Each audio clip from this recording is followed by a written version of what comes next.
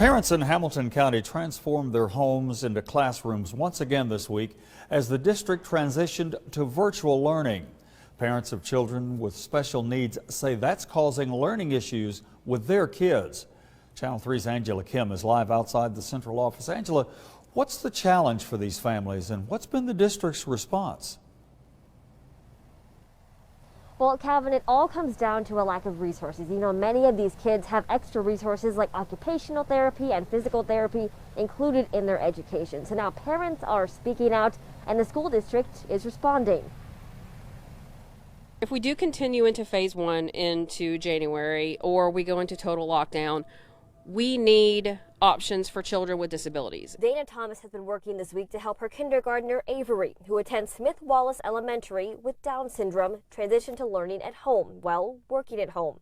But she says it's a challenge since the pandemic began back in March. They tried to do some Zoom lessons with her for preschool, and she would just get up and walk away, and it was just me and her teacher having a conversation. Thomas and other parents in Hamilton County are asking for changes when it comes to virtual learning. I just don't think they grasp that there are kids out there, especially with special needs, that can't do what they're offering. They can't do packets. They can't do online learning. Haley Barnfield is a teacher at Siskin Children's Institute, which specializes in educating all children, typically developing and non-typically developing.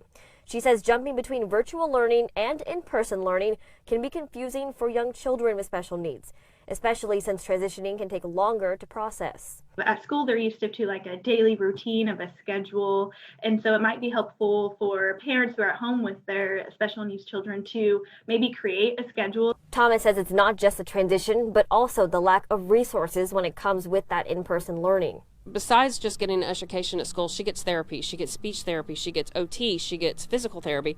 All those have also stopped. Hamilton County Schools released a statement acknowledging these concerns, saying, quote, the district is considering changes to phase 1 support for K-5 exceptional education students for the second semester, adding that those changes would be announced soon.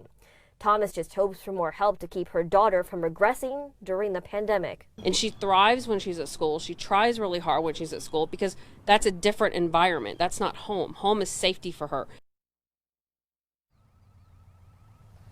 Now, we don't have an exact date for when the school district is planning to make this announcement with these changes, but obviously we will keep all of you updated. But in the meantime, Barnfield says that if you are one of these parents, to create a home similar environment to the environment of the school that your kid is going to, since that transition can take a couple of days for children with special needs. Reporting in Hamilton County, Angela Kim, Channel 3 Eyewitness News.